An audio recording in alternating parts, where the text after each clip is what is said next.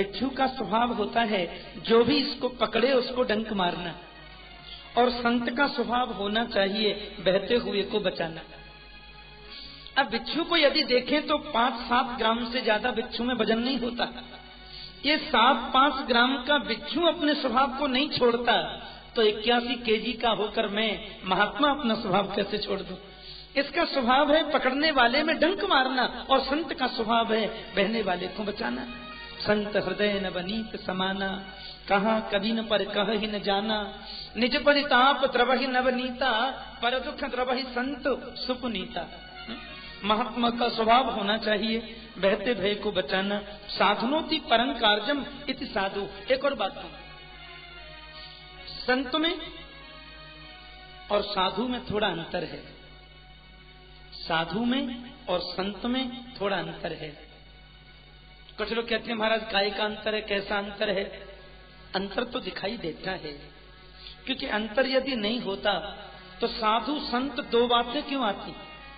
हनुमान चालीसा में भी लिखा है, साधु संत के तुम रखबारे, असुर निकंदन राम दुलारे। तो खाली साधु कहने से भी काम चल सकता था, या खाली संत कहने से भी काम चल सकता था। गोस्वामी जी ने लिखा है साधु संत, साधु और संत दोनों के तुम रखवाले। तो किसी ने पूछा अंतर क्या है साधु में और संत में? बड़ा सुंदर मार्मिक भाव बताया संतों ने। बोले भाई, साधु जो होते हैं ना, वो तो एक संप्रदाय विशेष में होते हैं। कोई रामानु संप्रदाय में है, कोई निम्बार्क संप्रदाय में है, कोई माध्व संप्रदाय में है, कोई गौड़ेश्वर संप्रदाय में है, कोई त्रिपुंडधारी है, कोई ऊर्ध्वपुंडधारी है। ये सब तो साधु माने जाते हैं। लेकिन संत जो होता है उसकी न कोई संप्रदाय होती है, न कोई बिरादरी होती है। संत तो गृहस्थ जीवन में रहकर भी संत होता है। संत तो पैंट पहनने वाला भी संत होता है, ध्यान देना। कोई पैंट कोट पहनता है तो भी संत हो सकता है, कोई धोती कुर्ता पहनता है तो भी संत हो सकता है, कोई देसी है तो भी संत हो सकता है, विदेशी है तो भी संत हो सकता है, गोरा है तो भी संत हो सकता है, और काला है तो भी संत हो सकता है। तो संत के लक्षण जिसमें दिखाई दें वो संत होता है।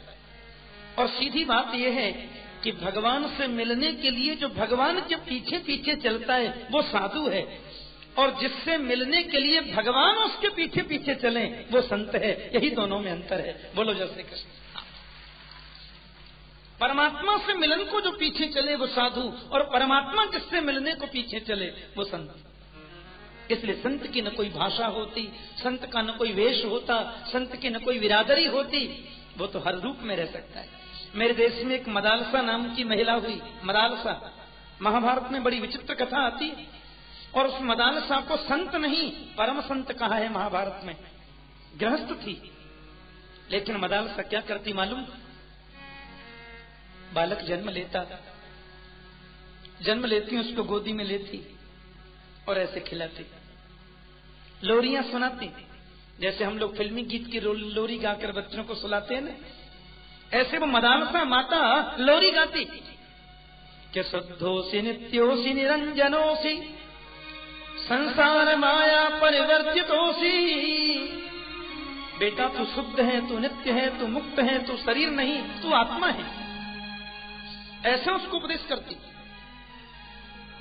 तो परिणाम क्या होता? बच्चे घुटमन घुटमन चलते, और थोड़े बड़े होकर जब खड़े होने लग जाते, जरा सी समझदारी आते ही बच्चे घर छोड़ के वन में चले जाते। मदालसा के जितने पुत्र हुए सभी महात्मा हो गए, कुमार अवस्था में सब संत बन गए। ऐसा मां का उपदेश। राजा ने एक दिन अपनी पत्नी से कहा, देवी तुम्हारी जैसी भार्या मुझे मिली, ये मैं भाग्यवान हूं। वास्तव में तुमने मेरे घर को तार दिया, मेरे सभी बच्चों को तुमने संत बना दिया। ये खुशी की बात है, दुख की बात नहीं है। डाकू बनना दुख की बात है, जेब कतरा बनना दुख की बात है, चोर होना दुख की बात है। तुमने तो सबको संत बना दिया। पर एक निवेदन मेरा सुन लो, इतना बड़ा राजपाट संभालने के लिए कम से कम एक बेटा तो घर में रहने दो। एक बेटे को तो ऐसा उपदेश मत करो, वो थोड़ा बड़ा हो जाए, राज्य संभालने लगे, फिर उपदेश करना। 50 वर्ष के बाद मदालसा जब अपने पति के संग जाने लगी वन में, तो उसके सबसे छोटे बेटा का नाम अलर्क था। बड़ी प्रसिद्ध कथा है महाभारत की। अलर्क ने कहा, माँ बाबूजी आप दोनों जा रहे हैं, आपके बिना मैं रहूंगा कैसे? माँ आपने मुझे कभी उपदेश नहीं किया। बोली बेटा तेरे पिता ने मना किया था, लेकिन माँ मैं यदि किसी व्यवधा में पड़ जाऊं तो मैं क्या करूं? तो माँ ने कहा मैंने तुझे उपदेश नहीं किया है बेटा, पर तेरे गले में जो ताबीज बंधा हुआ है ना, उसमें कुछ लिख दिया है। जब तू ज्यादा व्यग्र हो जाए, जब ज्यादा उद्विग्न हो जाए, संसार में तुझे लगे कि मैं फंस गया सब जगह से, तो इस ताबीज को खोलकर पढ़ लेना, तुझे मंत्र मिल जाएगा। चले गए।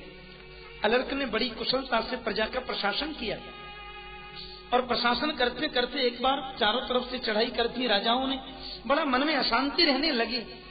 उसने माँ के दिए हुए ताबीज को खोला, और ताबीज को खोल करके जैसे ही बांचा, तो ताबीज में माँ ने एक मंत्र लिख दिया था कि संगः सर्वात्मना त्याज्यम सचेधातुं न शक्यते ससद्भि सह कर्तव्य सत्संगो भव भेषज। इसका भाव है कि व्यक्ति को हमेशा संग त्यागने का प्रयास करना चाहिए, संग छोड़ने का प्रयास करना चाहिए, और यदि संग को त्यागने की उसकी सामर्थ्य नहीं है तो सत्संग करे, कुसंग कभी न करे, क्योंकि सत्संग ही भवसागर से पार लगाने की एक नौका है। अलर्क ने अपने बेटा को गद्दी दे दी और एकांत में रहकर आत्मचिंतन करने लगा, परिवार को त्याग दिया।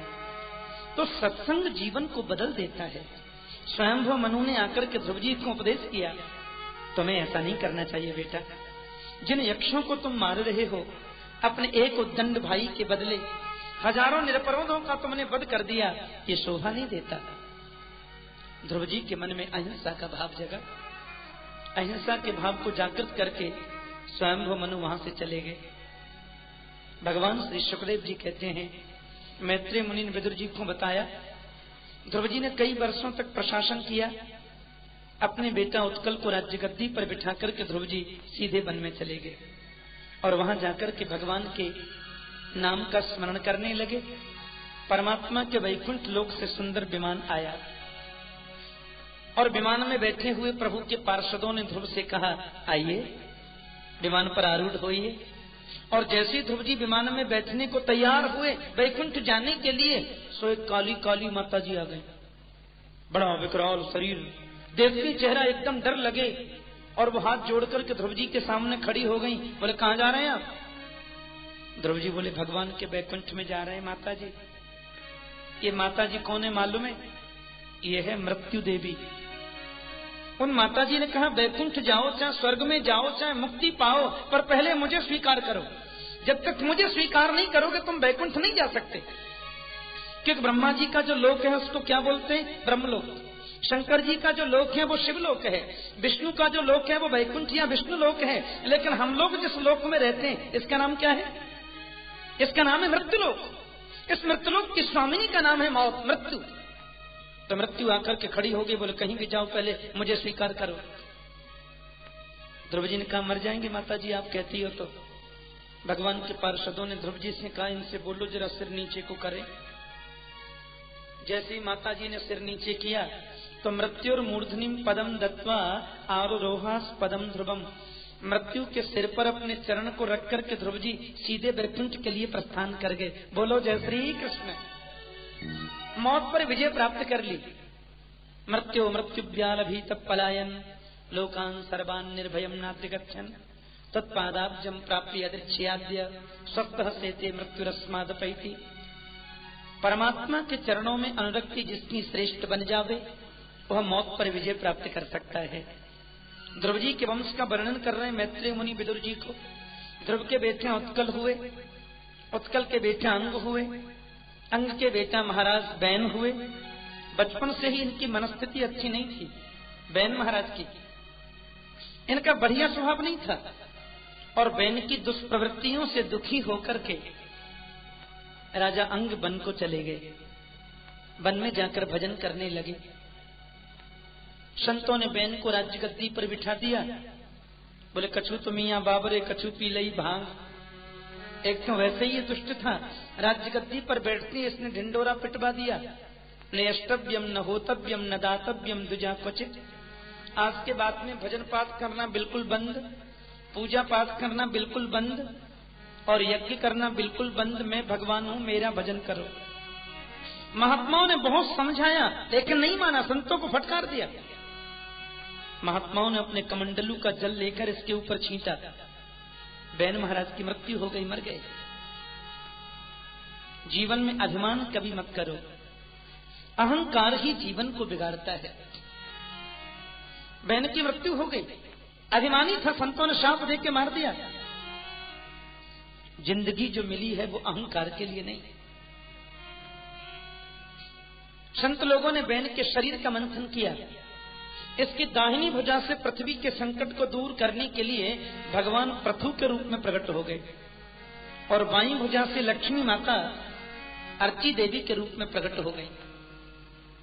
सारी प्रजा ने पृथु महाराज का सुंदर स्तवन किया और पृथु ने ऊंची नीची जो जमीन थी उसको समतल बना दिया। एक बार तो पृथ्वी को मारने को दौड़े थे, लेकिन गाय बनकर के पृथ्वी ने कहा, बोले महाराज आप मुझे मार भी डालोगे तो लोगों का संकट दूर नहीं हो सकता, क्योंकि जब तक कर्म के प्रति लोगों को प्रेरणा नहीं दोगे तब तक ये खुशहाल जिंदगी नहीं जी सकते। पृथु महाराज ने अपनी सारी प्रजा को बुलाया और उनसे कहा, कर्म ही प्रधान है, कर्म प्रधान विश्व रचि राखा, जो जस करहि सु तस फल चाखा। एक निवेदन में आपसे कर दूं, ये भाग्य नाम की चीज कोई होती नहीं है। एक दोहा आप पढ़ते होंगे, बचपन से मैं भी पढ़ता आया कि अजगर करहिन चाकरी पंछी करहिन काम, दास मलूका यूं कहें सबके दाता राम। अजगर किसी की नौकरी नहीं करता, पक्षी किसी की सर्विस नहीं करता, सबको राम जी देते हैं। ये दोहा गृहस्थों के लिए नहीं है, महात्माओं के लिए है, बाबाजियों के लिए है, सन्यासियों के लिए है। गृहस्थों के लिए उपदेश ये नहीं है। गृहस्थों का उपदेश क्या है? बोलो, उद्योगिनम पुरुष सिंहम पैति लक्ष्मी दैवेन देयमिति का पुरुषा वदंती, दैवम निहत्य कुरु पौरुषमात्म शक्त्या यत्ने कृते यदि सिद्ध्यति कोत्र दोष। व्यक्ति को उद्योग करना चाहिए, गृहस्थ को परिश्रमी होना चाहिए। भाग्य में होगा तो मिलेगा, ऐसा सोचने वाले तो आलसी होते हैं। इसलिए दैवम निहत्य कुरु पौरुषमात्म शक्त्या, अपना जो भाग्य है भाग्य को छोड़कर हमें आत्मशक्ति से कर्म करना चाहिए। हाँ, कर्म करने के बाद भी यदि फल नहीं मिले तो 1% हम ये कहने के अधिकारी हैं कि कर्म बढ़िया नहीं किया होगा इसलिए फल नहीं मिला, लेकिन कर्म ही प्रधान है। दूसरी बात, लक्ष्मण जी महाराज कहते हैं, दैव दैव आलसी पुकारा। भाग्य में होगा तो मिलेगा, ये आलसी का लक्षण है। गृहस्थ आदमी को आलस्य त्याग कर कर्मयोगी बनना चाहिए। तीसरी बात, आज का किया गया सुंदर कर्म ही कल सद्भाग्य बनता है और आज का किया गया बुरा कर्म ही कल दुर्भाग्य बनता है। भाग्य नाम की कोई चीज अलग से नहीं होती। आप इसको और सहजता से समझें तो ये समझिए कि कर्म है बीज, भाग्य है फल। बिना बीज के न पेड़ होता है न फल हो सकता है। तो कर्म अच्छा नहीं करेंगे तो भाग्य अच्छा कैसे बनेगा? बोया पेड़ बबूल का तो आम कहां से होए? बीज हम बबूल का बोएंगे तो उसमें कलमी आम, हापुस आम कैसे आ सकते हैं? इसलिए हमें वर्तमान का सदुपयोग करते हुए कर्म अच्छा करना चाहिए। कर्म ही सबसे बड़ी चीज है सज्जनों। हाँ, कर्म से विमुख कभी मनुष्य न बने। और भारत कर्म योगियों की भूमि है, कर्म योगियों का क्षेत्र है मेरा भारत देश। हमारे मनीषियों ने कभी व्यक्ति को अकर्मण्य नहीं बनाया। शास्त्र श्रीमद् भागवत में लिखा है, अस्ति चेदीश्वर कश्चित फल रूप्यन्य कर्मणाम, यानी ईश्वर भी सहायता उसी व्यक्ति की करता है जो कर्म करता है। जो आदमी कर्म नहीं करता उसकी सहायता ईश्वर भी कभी नहीं करता, पक्की बात है? अच्छा, एक बात बताऊं, प्रैक्टिकल की बात है। आप लोग कथा सुनकर के आज जाएं तो 12 बजे जब आप अपने घर पहुंचे, 12 सवा 12 बजे, तो आप कुछ मत करना, अंदर कमरे में जाकर के डबल बेड पे सो जाना जिन्नी सी चद्दर ओढ़ लेना, अंदर से ताला लॉक करके चाबी खिड़की से बाहर फेंक देना। आजकल का देखना जरूर, ताला लगा के खिड़की से बाहर चाबी फेंक देना और चदरिया ओढ़ के सो जाना और सोचना मेरे भाग्य में होगा तो राम जी भोजन यहीं दे जाएंगे। अब देखो राम जी भोजन लाते कि नहीं, आज ही पता चल जाएगी। भूख के मारे प्राण भले ही निकल जाएं पर राम जी भोजन कभी नहीं लाएंगे, क्योंकि भगवान को लाना भी होगा तो भी नहीं लाएंगे। भगवान कहेंगे मैंने इसको शरीर दिया है, बुद्धि दी है, हाथ दिए हैं, पैर दिए हैं, शक्ति दी है, ये भला आदमी कर्म नहीं करता, मेरे ऊपर पड़ा है। तो प्रभु को करना भी होगा तो नहीं करेंगे। परमात्मा उसी की सहायता करते हैं जो कर्म स्वयं करता है। इसलिए पृथु महाराज ने अपनी सारी प्रजा को कर्मयोग के बारे में उपदेश किया। कहा विनम्र बनो, सबके प्रति निष्ठा का भाव जगाओ, यही जीवन का श्रेष्ठ रूप है।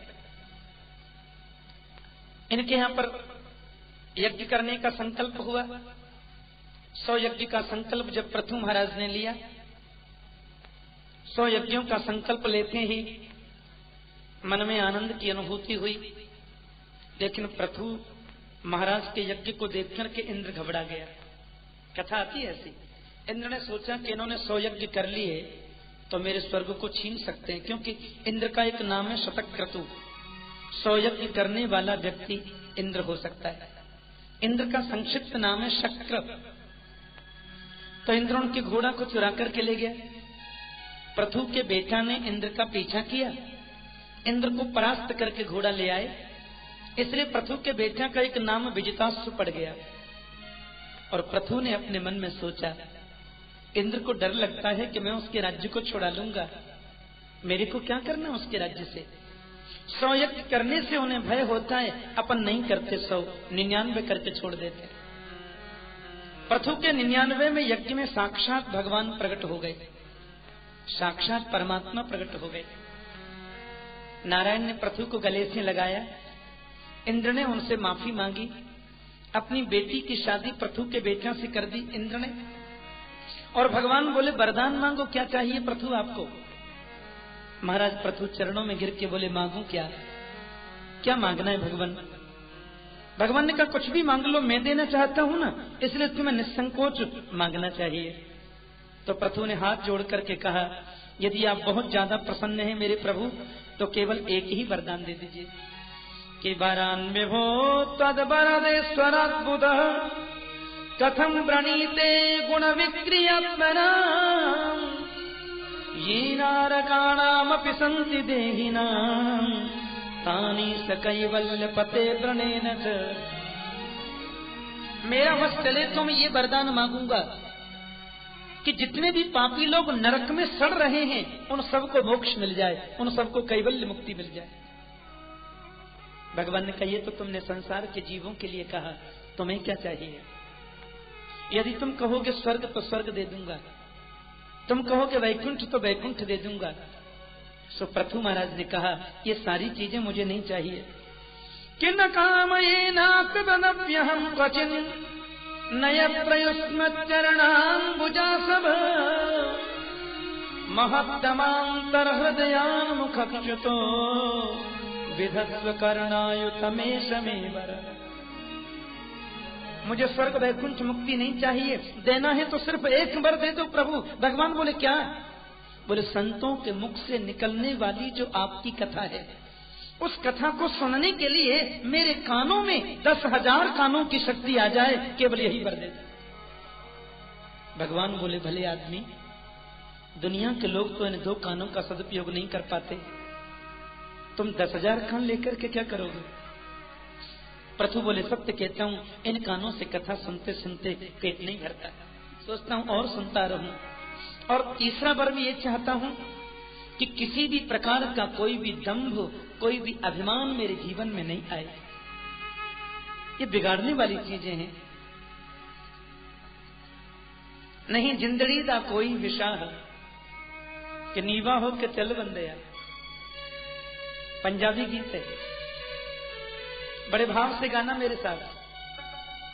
नहीं जिंदड़ी दा कोई विशाह के नीवा होके चल बंदया, नहीं जिंदड़ी का कोई विचार के नीवा होके चल बंदया, नहीं जिंदड़ी का कोई विचार के नीवा होके चल बंदया, नहीं जिंदड़ी का कोई विचार के नीवा होके चल बंदया।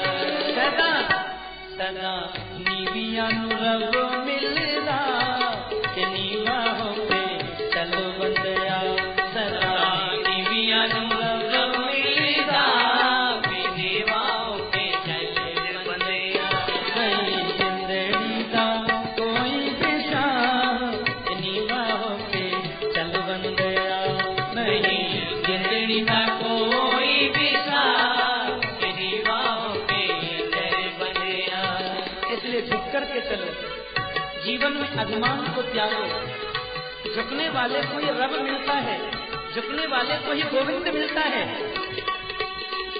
पंजाबी गीत है और मुझे लग रहा है कि पंजाब जानने वाले, पंजाबी भाषा जानने वाले बहुत भक्त बैठे हैं, इसलिए जरा मस्ती में गाएं। मेरे भारत का बड़ा भक्त प्रांत है पंजाब प्रांत, थोड़ा मस्ती में गाएं, श्रद्धा से आनंद आएगा।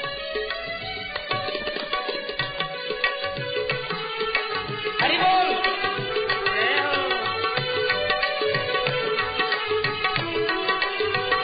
सदा नीविया नु रब मिलदा के नीवा होके चल बंदया, सदा नीविया नु रब मिलदा नीवा होके चले बंदया।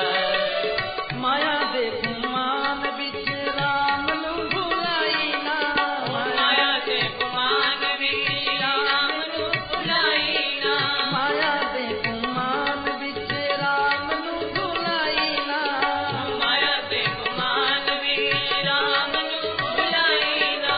हीरा जया जन्म तू मिट्टी च मिलाई ना, हीरा जया जन्म तू मिट्टी च मिलाई ना। बड़े यत्न दे नाल मिलदा के नीवा होके चल बंदया, बड़े यत्न दे नाल मिलदा के नीवा होके चल बंदया। सदा नीविया नु रब मिलदा के नीवा होके चल बंदया, सदा नीविया नु रब मिलदा के नीवा होके चल बंदया, नहीं जिंदड़ी का कोई दिशा के नीवा होके चलो बंदया, नहीं जिंदड़ी का कोई दिशा नीवा होके चले बंदया। हीरा जैसे जन्म को, हीरा जैसे जन्म को बेकार निकाला, ये समझदारी तो नहीं है, बड़े यत्नों से मिलता है। परमात्मा की कृपा का प्रत्यक्ष फल यह मनुष्य शरीर है। इस शरीर को पाकर के गोविंद चरणों में प्रेम न किया तो क्या किया? बंदा अभिमानी मेरे राम जी नु भावेला, बंदा अभिमानी मेरे राम जी नु भावेला, बंदा अभिमानी मेरे राम जी नु भावेला, बंदा अभिमानी मेरे राम जी नु भावेला। कामी क्रोधी लोभी ओधी भक्ति नु पावेला, कामी क्रोधी लोभी ओधी भक्ति नु पावेला। छड़ मोह माया के नीवा होके चल बंदया, छड़ मोह माया के नीवा होके चले बंदया, नहीं जिंदड़ी का कोई दिशा के नीवा होके चल बंदया, नहीं जिंदड़ी का कोई दिशा के नीवा होके चले बंदया। जीवन का लक्ष्य तो यही है। अभिमानी मेरे राम को अच्छा नहीं लगता। काम क्रोध लोभ जिसके जीवन में उमड़ रहा है वो राम की भक्ति को पाएगा कैसे?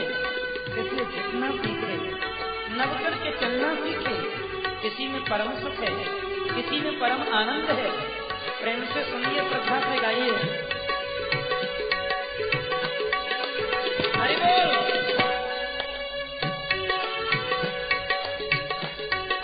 नीवा होके कैसे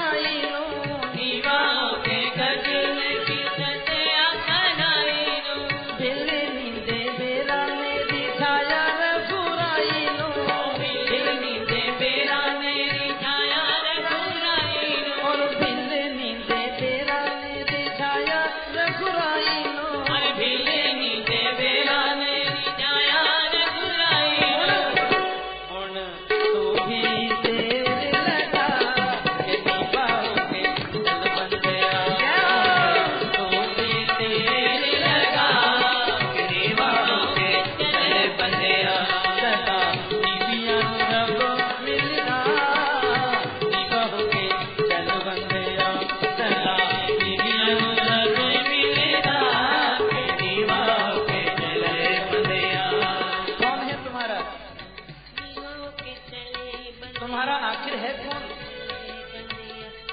जिसको तुमने अपना माना वो कोई तुम्हारा है तो नहीं है। धनाने घूमो पसरो ही गोष्ठे, नारी गृहद्वारी सखा संताने, देहश्चितायाम परलोक मार्गे, धर्मान गो गच्छति जीते सर। धिया पुत्र बहन भाई प्यार पे जितने दे, धिया पुत्र बहन प्यार हुए क्षण के मसाना ताई वापस आ जाते हैं, क्षण के मसाना ताई वापस आ जाने दे। कोई भी न नाच गया के निभाओ के, कोई भी नाच गया के निभाओ के चले बलिया,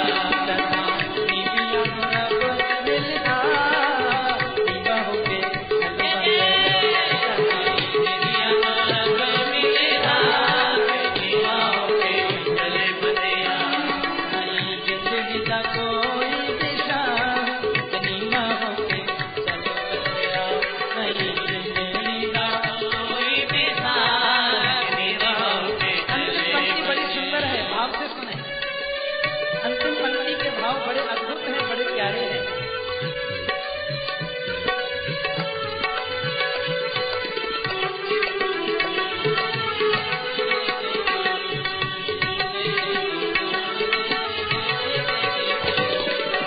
माया दे गुमान बिच बड़े बड़े टुर गए, अरे माया दे गुमान बिच बड़े बड़े टुर गए, माया दे गुमान बिच बड़े बड़े टुर गए, माया दे गुमान बिच बड़े बड़े टुर गए। भर के तिजोरिया सब इत्थे छड़ गए, भर के तिजोरिया सब इत्थे छड़ गए, भर के तिजोरिया सब इत्थे छड़ गए, भर के तिजोरिया सब इत्थे छड़ गए। कुछ भी न नाल गया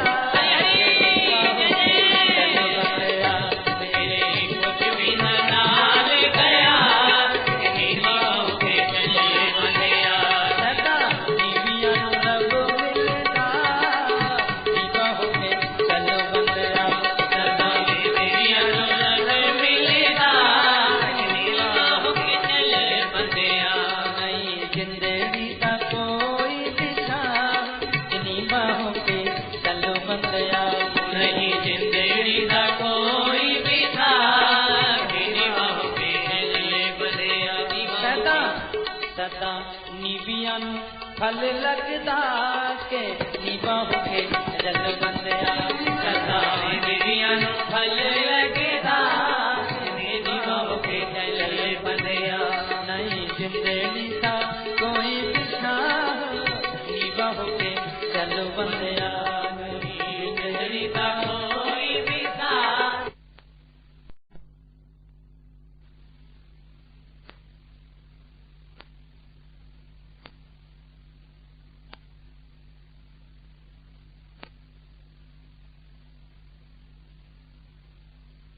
निभाओ के निभाओ के निभाओ के निभाओ के निभाओ के निभाओ के निभाओ के निभाओ के निभाओ के चलो बंदिया। जीवन में दम्भ न आवे, जीवन में अहम न आवे, ये कृपा तुम जरूर करना। पृथु महाराज ने भगवान से ऐसा ही वर मांगा और आशीष देखकर के मेरे प्रभु चले गए। पूज्य सुखदेव भगवान कहते हैं, पृथु के बेटा अंतर्धान हुए, अंतर्धान के बेटा हविर्धान हुए, हविर्धान के बेटा प्राचीन बरही हुए। ये राजा प्राचीन बरही यज्ञ बड़े करते हैं, बहुत ध्यान देना। शास्त्र में लिखा है यज्ञो वही विष्णु हूं, यज्ञ विष्णु का रूप है, इसलिए यज्ञ में शुद्धि का बड़ा ध्यान रखना चाहिए। जिस जगह पर यज्ञ किया जावे उस पूरे स्थान को गोबर से लीपना चाहिए, ये शास्त्र का नियम है। यज्ञ में जलाई जाने वाली लकड़ियों को हो सके तो धोकर के सुखाना चाहिए, एक भी कीड़ा उसमें न रह जाए, कोई जीव जंतु उसमें न रह जाए। यज्ञ में आहुति दिए जाने वाले जितने पदार्थ हैं, चाहे वो तिल हैं, जौ है, चावल हैं, सबको बीनना चाहिए। एक भी कीड़ा मकोड़ा उसमें न रह जाए। यज्ञ हम करें, लेकिन यज्ञ करने का अभिमान भी मन में नहीं रहना चाहिए। होता क्या है, साबुन से कपड़ा को धोया तो है, पर झाग कपड़े में लगा रह जाता है। यदि झाग कपड़े में लगा रह गया तो धोने का मायने क्या हुआ? यज्ञ करें, पूजा करें, पाठ करें, हवन करें, लेकिन मैंने ये किया, ये अभिमान जीवन में नहीं रह जाना चाहिए। नहीं, उसका कोई मायने नहीं होता। जितनी हमारे भजन की माला बढ़े, उतनी जीवन की विनम्रता बढ़नी चाहिए। जितनी गोविंद के चरणों में हमारी श्रद्धा बढ़े, उतने लोगों के प्रति प्रेम भी बढ़ना चाहिए। इधर भक्ति बढ़ रही है, उधर अभिमान बढ़ रहा है। इधर माला ज्यादा जप रहे हैं, उधर दंभ ज्यादा होता जा रहा है। ये बिगड़ने के लक्षण हैं। राजा प्राचीन बरही ने बहुत यज्ञ किए, लेकिन थोड़ा मन में अभिमान हो गया कि मैंने बहुत यज्ञ किए हैं, मैंने बड़े यज्ञ किए हैं। ये अभिमान था मन में, और उसमें गलती क्या हो गई कि यज्ञ के माध्यम से राजा प्राचीन बरही ने हजारों बकरों की बलि दे दी, हजारों जीवों की हत्या कर दी। अभिमान यह था कि यज्ञ कर रहा हूं। एक दिन प्राचीन बरही के यज्ञ मंडप में देवर्षि नारद जी पधारे। नारद जी को देखकर के राजा ने बहुत स्वागत किया, बड़ा सत्कार किया। आइए महाराज पधारे, आपके आने से मेरा यज्ञ सफल हो गया। लेकिन नारद जी तो खड़े खड़े रोने लगे। राजा बोले, आप रोते क्यों महाराज? नारद जी बोले, मैंने पापी बहुत देखे, पर तुम्हारे जैसा नहीं देखा। तुम्हारे जैसा पापात्मा जीव मैंने नहीं देखा। राजा बोले, मैंने इतने यज्ञ किए, सारी पृथ्वी को कुशाओं से पाट दिया, और आप मेरे को पापी कहते हैं? तुम जानना चाहते हो तुमने क्या पाप किया है? तो जरा आंखें खोलकर ऊपर की ओर देखो। राजा ने जैसे ही आंखें खोलकर आकाश की ओर देखा, हजारों घोड़े, हजारों बकरे मुंह खोल करके खड़े थे। नारद जी बोले, जिन जिन जीवों की तुमने हत्या की है, एक एक दिन का तुमसे बदला लेकर के मानेंगे। राजा बोले, मैंने अपने मन से तो नहीं किया महाराज, जैसा वेद में लिखा है वैसा किया। वेद में लिखा है पशुन आलभेत, यज्ञ में पशु का आलभन करना चाहिए, और आलभेत का अर्थ मारना होता है। नारद जी बोले, पहले वेद का अर्थ तो समझो। भगवान वेद किसी भी जीव की हत्या करने की अनुमति नहीं देते। भगवान वेद तो कहते हैं कि तुम्हारे पैरों के नीचे आकर कोई छोटी चैंटी भी मर जावे तो प्रायश्चित करो। ये पाप क्यों हो गया कि परोक्षवादो वेदोयम बालानाम अनुशासन। हमारा वेद परोक्षवादी है। भगवान वेद तो परमात्मा का रूप है। आलभेत का अर्थ मारना नहीं राजन, छूना होता है। आलभेत का माने छूना होता है। आपने देखा हो कोई पंडित जी जब शादी पढ़ाते हैं तो शादी पढ़ाते इसमें पंडित जी एक मंत्र बोलते हैं, ततः वरम कन्याया हृदयम आलभेत। इसके बाद वर को कन्या के हृदय का आलभन करना चाहिए। अब आलभेत का अर्थ यदि मारना करेंगे और वर कन्या को मार देगा तो शादी कौन से करेगा? इसलिए आलभेत का अर्थ है छूना। किसी भी बकरे को मारने की अनुमति वेद ने नहीं दी। बकरा कहते हैं ममता को। हम लोग जब यज्ञ करें, यहां भी 26 तारीख को यज्ञ होगा, आप सब लोग यज्ञ में सम्मिलित होंगे, तो उस यज्ञ में एक संकल्प लिया जाता है कि अपने जीवन की कोई एक बुराई आप छोड़िए। कुछ लोग बीड़ी पीना छोड़ देते हैं, कुछ लोग उस दिन से तम्बाकू खाना छोड़ देते हैं, कुछ लोग पान पराग खाना छोड़ देते हैं, कुछ लोग माने जिसको जो त्यागना है वो त्यागा जाता है। इसलिए बकरा कहते हैं ममता को यज्ञ करते समय 3 अंगुली अपने हृदय से लगाइए और ममता रूपी बकरे की आहुति दे दें। यही इसका मतलब है, किसी बकरे को मारने की बात नहीं है। घोड़ा कहते हैं अभिमान को, व्यर्थ का अभिमान जो हम करते हैं वो अभिमान हमेशा के लिए त्याग दें, यही उसका भाव है। किसी जीव को मारने की अनुमति नहीं दी शास्त्र ने। लेकिन परोक्षवादो वेदोयम बालानाम अनुशासनम, केवल वेद के मंत्र को हम ऊपर से पढ़ते जाएं तो हमें कभी कभी ये लगेगा कि वेद में हिंसा की बात लिखी क्या, पर उसके अर्थ की गहराई में प्रवेश करेंगे। अहिंसा परमो धर्म, भगवान वेद कहते हैं किसी जीव की हिंसा मत करो, पर उसको समझने में थोड़ा प्रयास तो करना पड़ेगा। सुनी होगी आपने वो कथा, एक किसान था और किसान की आदत थी चावल में से जो माण निकलता है ना, गरम गरम माण पीता था। पुराने जमाने में लकड़ी के बर्तन होते थे, वैसे माण पीना सभ्य समाज में पढ़े लिखे लोगों में ज्यादा अच्छा नहीं मानते, लेकिन वो तो पीता था। स्वास्थ्य के लिए माण पीना बड़ा अच्छा। गरम गरम चावल का धान का माण निकालता, उसमें चीनी मिलाकर के रोज कटोरा भर के पीता। एक बार किसान के बहुत से मित्र उससे मिलने के लिए आ गए, तो बैठक में मित्रों के संग वो बैठ के बात कर रहा है। घर में उसकी पत्नी ने चावल का माण निकाला और कठौती में रख दिया, लकड़ी का बर्तन, और ढककर के बेटा से बोली, बेटा जल्दी जाकर अपने पिताजी से बोलो, कहना धान में से माण निकला है, कठौती में रखा है, जल्दी चल करके पी लो, नहीं शीतल हो जाएगा, ठंडा हो जाएगा। और ठंडा वो पीते नहीं। बेटा ने जाकर के देखा कि पिताजी तो बड़े बड़े लोगों के बीच में बैठे, अब इनके बीच में जाकर के मैं यदि ये कहूं कि धान में से माण निकला जल्दी पी लो, तो लोग कहेंगे बड़ा गरीब है, माण पी के काम चलाता है, मेरे पिता की बात नीची हो जाएगी। तो बेटा ने वहां बड़ी बुद्धिमानी का परिचय दिया और लोगों के बीच में खड़े होकर पिताजी से बोला, पिताजी। पिता बोले, क्या है बेटा? बोले, धानुपुर से माणू आया है, कठवतिया घाट पर बैठा हुआ है, जल्दी चल करके मिल लीजिए, नहीं तो शीतलपुर को चला जाएगा। अब बताओ, कोई समझा?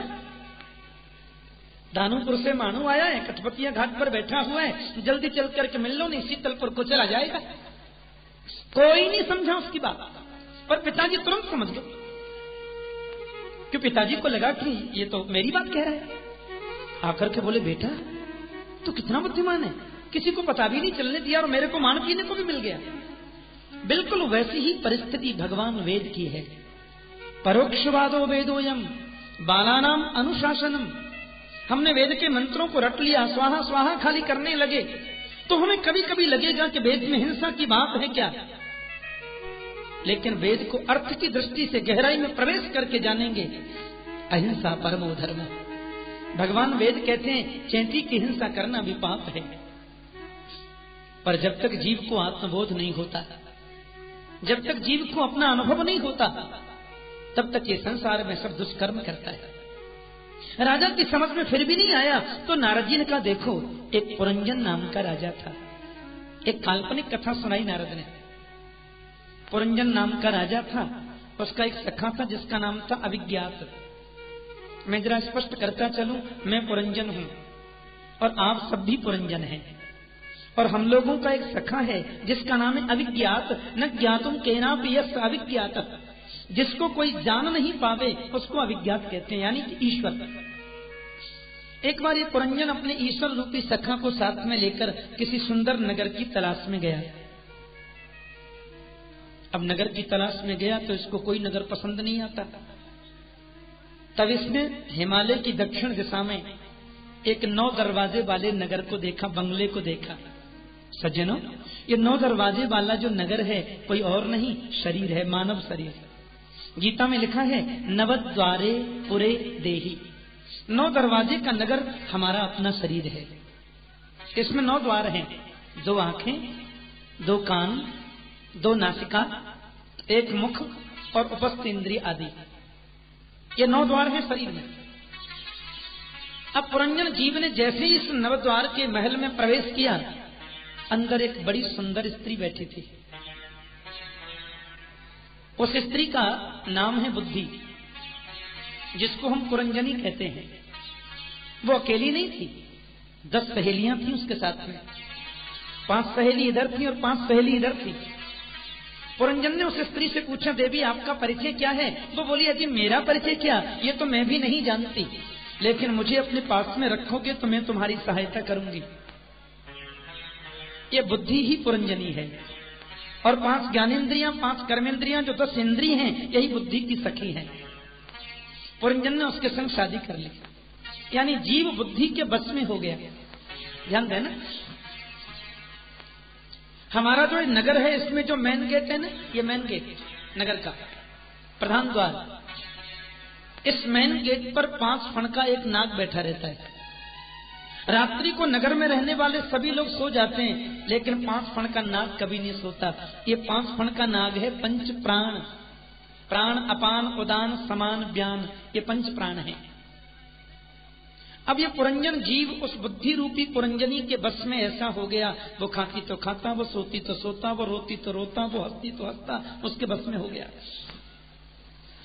अब महाराज परिणाम ये हुआ कि एकदम उसके बस में, लेकिन इस नगर के सामने एक बहुत बड़ा किला है जो हमको दिखाई नहीं देता। उस किले में एक राजा रहते हैं जिसका नाम है चंडवेग। चंडवेग राजा बोलते हैं काल को, और ये अकेला नहीं है। इस राजा के पास में 360 गंधर्व हैं और 360 गंधर्वियों हैं। तो चंडवेग जो काल है, उसकी जो ये 720 लोगों की सेना है, वो कौन की है? 360 जो दिन हैं वही गंधर्व हैं, 360 रात्रियां ही गंधर्वियां हैं। ये दिन और रात्रियों को संग लेकर चंडवेग माने काल इस नगर को लूटता है, पर नगर लूटता नहीं है, आरसीसी का मजबूत बना है। तो चंडवेग राजा ने अपनी बेटी से कहा, बेटी नगर बड़ा मजबूत बना है, थोड़ा तुम्हें इसका पलस्तर उतार के आओ, बड़ा मजबूत है, टूटता नहीं। तो चंडवेग राजा माने काल की बेटी का नाम है जरा, काल कन्या जरा साक्षात, और जरा बोलते हैं बुढ़ापा को। बुढ़ापा, बूढ़ा बनना कोई चाहता नहीं, ये जबरदस्ती होता है। कोई बनना चाहता है बूढ़ा? च्यवनप्राश खाएंगे, मोती पिष्टी खाएंगे, शिलाजीत खाएंगे, हैं क्या क्या नहीं करते। इतने से भी काम नहीं चले तो ऊपर की सजावट पाउडर रगड़ेंगे, कोई कुछ रगड़ेगा, बुढ़ापा ना आ जाए कहीं। लेकिन वो जबरदस्ती आता है, वो रुकता नहीं है। बड़े बड़े तेल लगाते हैं काले बाल करने के लिए। मैं कलकत्ते गया कथा करने, बहुत पुरानी बात है।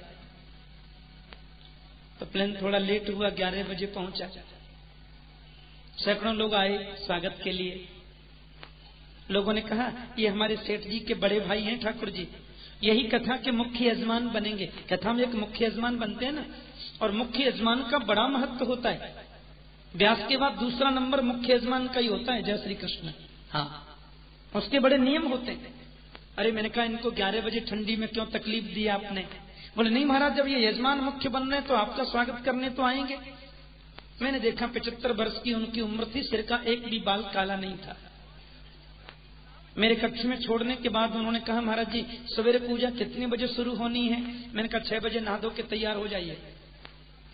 6 से 9 तक पूजा होगी, 9 से 12 कथा पहले दिन की चलेगी।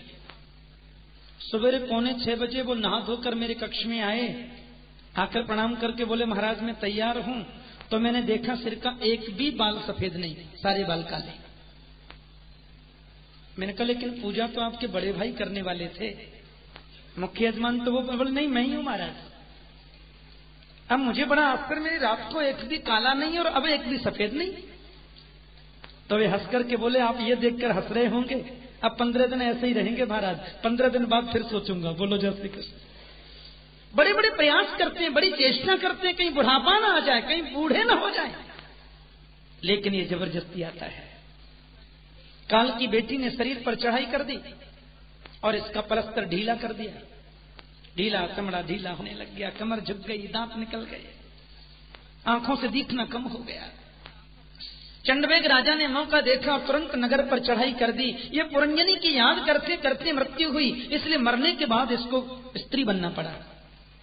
और स्त्री के रूप में जब ये रहने लगा तो वही पति की मृत्यु के बाद जब सती होने लगा तो उसका अविज्ञात नाम का सखा आया, और अविज्ञात सखा ने आकर के इसको समझाते हुए कहा, अरे भले आदमी, न तू पुरंजन है न पुरंजनी है, तू तो मेरा अपना अंश है, मेरा अपना अंश। ईश्वर अंश जीव अविनाशी, ईश्वर अंश जीव अविनाशी, ईश्वर अंश जीव अविनाशी, ईश्वर अंश जीव अविनाशी। चेतन अमल सहज सुख राशि, चेतन अमल सहज सुख राशि। सो माया बस भयउ गुसाई, सो माया बस भयउ गुसाई, सो माया बस भयउ गुसाई, सो माया बस भयउ गुसाई। बंध्यो कीर मरकट की नाही, बंध्यो कीर मरकट की नाही। ईश्वर अंश जीव अविनाशी, ईश्वर अंश जीव अविनाशी। ईश्वर का अंश ये जीव है, थोड़ा ध्यान देना। चेतन अमल सहज सुख राशि, ये सहज है, सुख की राशि है, चैतन्य है, अमलात्मा है। लेकिन माया के बंधन में पड़कर के जीव बंध्यो कीर मरकट की नाई, कीर बोलते हैं तोता को, मरकट माने बंदर। वो स्वामी जी ने क्या सुंदर उदाहरण दिया है। आपने कभी तोता पकड़ने वालों को देखा है? मैंने देखा है। ये तोता जो पकड़ते हैं कैसे पकड़ते मालूम? एक खम्भे से दूसरे खम्भे तक पतली सी ये प्लास्टिक की रस्सी बांध देते हैं और प्लास्टिक की रस्सी में अंदर पाइप पिरो देते हैं लोहे का। अब लोहे के पाइप में प्लास्टिक की रस्सी लेकर के बांध देते हैं खम्भे से और पाइप के ऊपर चिपकाने की, खाने की कोई चीज चिपका देते हैं। अब उड़कर जाने वाला तोता उस पाइप पर आकर बैठता है खाने के लिए, सो पाइप ऐसे घूम जाता है क्योंकि प्लास्टिक में है वो पाइप। अब तोता नीचे को लटक जाता है तो दूसरा उड़कर जाने वाला तोता कहता है, अरे भाई उड़ता क्यों नहीं, तू लटका क्यों हुआ है? तो तोता जवाब देता है, मैं उड़ूं कैसे, इस पाइप ने मुझे पकड़ लिया है, अब ये मेरे को छोड़े तो मैं उड़ूं। पकड़ा है स्वयं ने अपने पंजों से और कहता है पाइप ने मुझे पकड़ लिया। ऐसे ही मरकट बंदर ने देखा कि घड़े में चटपटे चने भरे हुए हैं, लेकिन घड़े का मुंह बड़ा छोटा था, तो बंदर ने ऐसे हाथ करके उसमें डाला और सारे चने अपनी मुट्ठी में भर लिए। जैसे ही हाथ निकालने लगा सो फंस गया। अब बंदर जोर जोर से चिल्लावे, इसमें भूत बैठा है, मेरा हाथ पकड़ लिया, भूत ने मेरा हाथ पकड़ लिया, वो छोड़ता नहीं, तो निकले कैसे? अरे भाई चने छोड़ेगा तो हाथ स्वयं निकल जाएगा। ऐसे ही काल ही कर्म ही ईश्वर ही मिथ्या दोष लगाए। हम लोग पकड़ते हैं संसार को स्वयं और दोष कभी कर्म को देते, कभी ईश्वर को देते, कभी किसी और को देते। यही बंधन का कारण है। तो परमात्मा ने आकर जब उसे उपदेश किया तो उसकी समझ में आया। महात्मा नारद जी ने कहा, ये जो मैंने तुम्हें कही कथा भैया, ये कोई पुरंजन नहीं है, वास्तव में तुम ही पुरंजन हो। परमात्मा को भूलकर भटक रहे हो न तुम, अपने स्वरूप का तुम्हें बोध नहीं है, इसलिए ऐसा हो रहा है। भगवान श्री सुखदेव स्वामी कहते हैं, राजन, प्राचीन बरही के वंश में प्रचेता गण हुए और इन प्रचेता गणों को भी परमात्मा की कृपा से, शिव प्रसाद से भगवत प्राप्ति हुई। इन्हीं के यहाँ दक्ष हुए जो भगवान के बड़े प्रेमी कहलाए। तो श्री मैत्रेय मुनि ने आदरणीय विदुर जी को ये सभी प्रसंग बड़ी श्रद्धा से सुनाए, बड़े भाव से सुनाए और वहां से भी प्रस्थान कर गए। भगवान सुखदेव जी कहते हैं, राजन, प्रियव्रत राजा के भ्राता जो उत्तानपाद है, उनके वंश को तुमने सुना, लेकिन प्रियव्रत राजा भी बड़े यशस्वी हैं। प्रियव्रत के पुत्र अग्निद्र हुए, अग्निद्र के नाभि हुए और नाभि के ऋषभदेव हुए। भगवान ऋषभदेव 8वें अवतार हैं हमारे 24 अवतारों में। इनको 8वें नंबर का अवतार माना जाता है। लेकिन हमारे शास्त्र कहते हैं कि माता शत्रु पिता वैरी ये न बालो न पाचित। जो माता पिता अपने पुत्रों को शास्त्रीय शिक्षा नहीं देते, अपने धर्म अपनी संस्कृति की शिक्षा नहीं देते, वे माता पिता शत्रु माने जाते हैं पुत्र के। ये हमारे शास्त्रों का आदेश है। इसलिए समय समय पर पुत्रों को सुंदर शिक्षा देना चाहिए, ये पिता का कर्तव्य है। और भगवान ऋषभदेव अपने पुत्रों को समय समय पर ऐसा उपदेश करते ही रहते। आज समस्त पुत्रों को पास में बुलाया, मैं तुम लोगों से कुछ कहना चाहता हूं बेटा, जी आदेश करिए। तो भगवान ऋषभदेव जी ने उनसे पूछा, सिर्फ इतना बताओ, मनुष्य शरीर क्यों मिला? मानव शरीर की उपादेयता क्या है? क्योंकि नायम देहो देह भाजाम्य लोके कष्टान कामान अर्हते विद्भुजाम ये तपो दिव्यम पुत्रिकायेन सत्वम शुद्धेदस्मात् ब्रह्म सौख्यम त्वनंतम। केवल खाने पीने सोने हंसने नाचने गाने के लिए शरीर नहीं मिला, शरीर से हमें तपस्या करनी चाहिए। प्रातः जल्दी उठिए। 3 प्रकार के स्नान होते हैं, ध्यान देना। स्नान 3 प्रकार के होते जी। एक होता ऋषि स्नान, दूसरा होता मनुष्य स्नान, तीसरा होता है राक्षस स्नान। प्रातः ब्रह्म मुहूर्त में स्नान करना ये ऋषि स्नान है। सूर्य उदय से पहले स्नान कर लेना ये मनुष्य स्नान है। लेकिन सूर्योदय के बाद में नहाना ये राक्षस स्नान है जी, शास्त्र में लिखा है। प्रातः जल्दी उठना, कितनी सुंदर परंपरा मेरे राष्ट्र की, कितनी सुंदर परंपरा बनाई हमारे ऋषियों ने। प्रातः उठते ही हमें क्या करना चाहिए कि कराग्रे बसते लक्ष्मी, कर मध्ये सरस्वती, कर मूले तु गोविंद, प्रभाते कर दर्शनम। प्रातःकाल उठते हमें अपने हाथों को देखना चाहिए। उसके अग्रभाग में लक्ष्मी है, मध्य में सरस्वती, मूल में गोविंद, ऐसा सोच करके पहले कर दर्शन करो। ऐसा करते कोई? कई लोगों को तो मैंने ऐसा देखा है कि वो सो करके तब उठते हैं जब सूरज की रोशनी सिर पर टिमटिमाने लग जाती है। और कई लोग तो सो करके उठते हैं तो चदरिया में से मुखारविंद बाद में निकालते हैं, चद्दर में अंदर से ही हल्ला मचाते हैं, चाय बन गई क्या? और जब धर्म पत्नी जी चाय का कप लेकर के आती है ना जी, आहा, जैसे वो चाय का कप लेके खड़ी होती, हाँ ले आई चलिए, तब श्रीमान जी अपने मुखारविंद को चद्दर से निकालते हैं और प्रभाते कप दर्शनम, बोलो जय श्री कृष्ण है। सवेरे उठते ही माँ पृथ्वी को प्रणाम करना चाहिए। समुद्र बसने देवी पर्वत स्तन मंडले विष्णु पत्नी नमस्तभ्यम पादस्पर्शम क्षमस्व में। तो ये सब परंपरा हमारे मनीषियों ने बनाई। ऋषभ देवी कहते हैं प्रातः जल्दी उठना, स्नान करना और तपस्या करना ये मानव के लिए परम आवश्यक है। प्राणायाम करना, समाधि लगाना, आत्मचिंतन करना, जिसने मुझे बनाया उस प्रभु की याद करना, ये प्रत्येक मानव का कर्तव्य है। बेटा मैं तुम्हें 2 रास्ते बताना चाहता हूं। सभी पुत्र बैठे, ऋषभ देव जी के बड़े बेटा भरत जी भी बैठे। जी आज्ञा करिए। बोले एक रास्ता है नरक का रास्ता, दूसरा है मुक्ति का रास्ता। जी आप बताइए।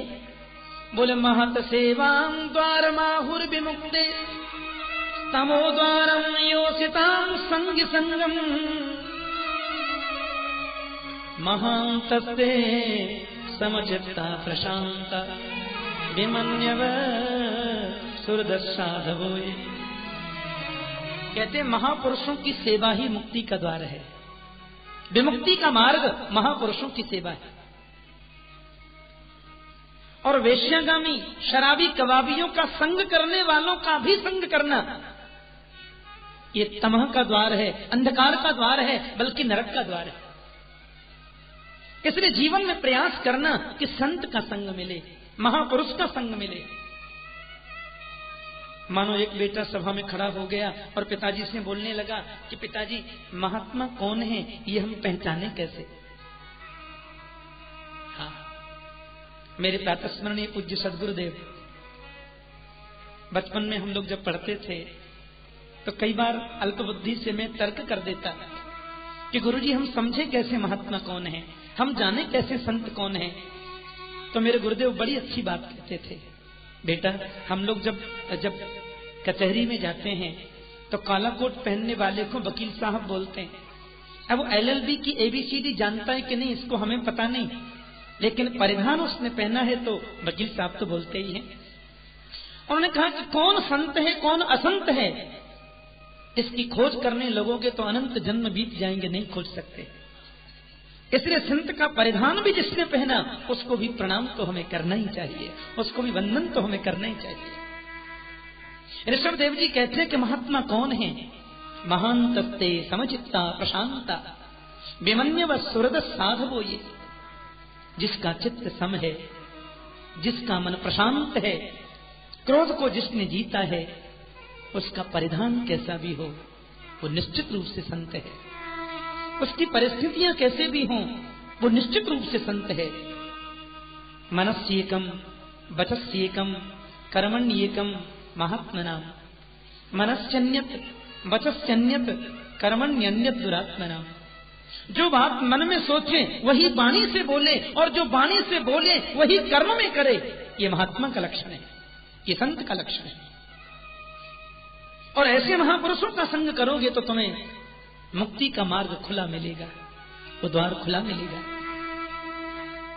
ऋषभदेव महाराज ने संसार की असारता बताई और मानव जीवन की उपादेयता का विस्तृत व्याख्यान किया। कथा हजारों सुनते हैं पर करंट किसी दो चार के दिल पर ही लगता है। हाँ, कथा में भीड़ कितनी वो ज्यादा आवश्यक नहीं है, लेकिन सुनने वाले कितने ये ज्यादा महत्वपूर्ण है। ऋषभदेव महाराज के पुत्रों में अधिकांश पुत्र उसी रात्रि में विरक्त होकर के चले गए, और 9 बेटा तो उनके ऐसे ज्ञानी हुए जिनको नवयोगेश्वर कहते हैं। कभी हरि अंतरिक्ष प्रबुद्ध विपलायन आवे हो द्रुमिल चमस और करभाजन, जिनकी कथा 11वें स्कंद में बड़े विस्तार से वर्णन की भगवान सुखदेव ने। ऋषभदेव जी महाराज ने अपने ज्येष्ठ पुत्र भरत को राज्याभिषिक्त किया और स्वयं वन में चले गए और वहां जाकर के आत्मचिंतन करने लगे। 24 घंटे में एक समय ऐसा जरूर निकालो जब केवल प्रभु हो और तुम हो, तीसरा कोई न हो। बिल्कुल तादात्म्यपन्न होकर के उनसे बातें करें। एक समय तो ऐसा निकलना ही चाहिए। और सज्जनों, यदि 45 मिनट भी रोज हम आत्मचिंतन करते हैं, 45 मिनट भी ईमानदारी से भगवान के सामने बैठकर उनसे हम मन की वार्ता कहते हैं, तो सत्य समझना आपके शेष जो 23 घंटे हैं उसमें आपको बहुत बड़ा संबल मिलेगा, आत्मबल मिलेगा। और यही हम नहीं कर पाते।